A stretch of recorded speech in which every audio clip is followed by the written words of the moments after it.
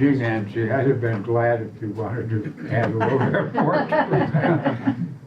Well, here I am, Here you are. and what did John say that I'm supposed to talk about? Oh, yeah.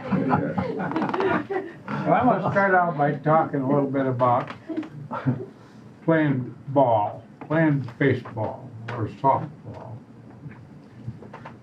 And when you're up to bat, standing there, going to throw the ball at you, that ball can come as a fast ball, a slow ball, a screwball,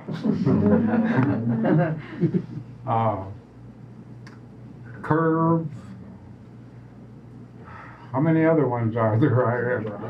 Some of them escape my mind, but there's probably another 25 or 30 pitches that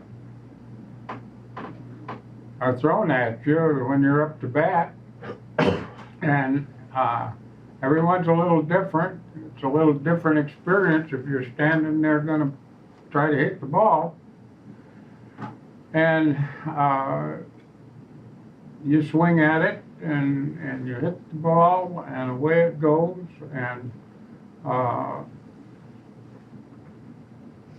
what's all involved in that?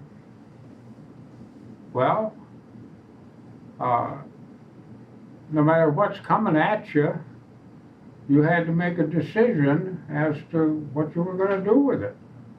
You could let it go on back to the catcher, or you could take a mighty swing at it and hopefully hit it out of the ballpark. But it's an experience where you're making a decision about what you're going to do. And it parallels to a great degree all of our life experiences. No matter what comes at you, and I'm talking about everything. In the military, you might get shot at. What do you do about it? I was a pilot. More than once, my airplanes were not operating physically as they should have. And I had to do something about it. I had to bring a couple of them down without power, whatever. It's what you do about it. What comes at you and what you do about it. And what you have to make decisions about everything. Everything that is out there, and everything there is to do, and everything that you want to do or hope to do, you have to make decisions about it. You have to put yourself in a position to accomplish that which you're faced with. And whether it's something that you've invited to come in, or whether it's coming in from other experiences from the universe that is giving you certain things that you need to learn or deal with, so that perhaps tomorrow something's going to come up and for somebody else, and you can help them through it. There's all kinds of these things, reasons.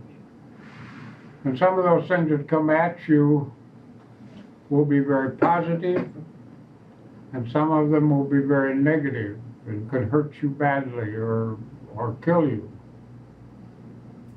But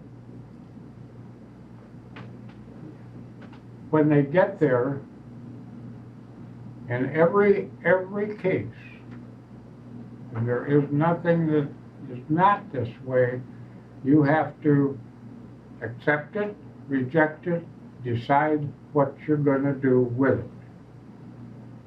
So you are totally responsible for everything that's in your life, whether you want to accept that or not.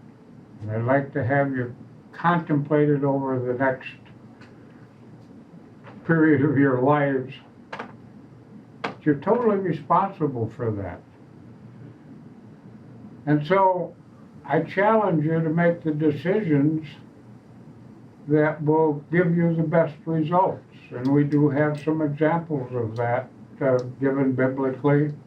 Do unto others as you would have them do unto you. Walk through the valley of the shadow of death, I fear no evil.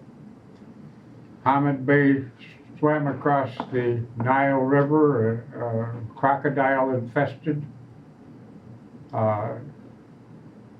with the faith that without fear, those crocodiles weren't even going to know he was there. And that's what happened. So you control your life, and you control what it's all about and what happens. You have some control there. But you have to know that, hey, I'm it. I'm it. Nobody else.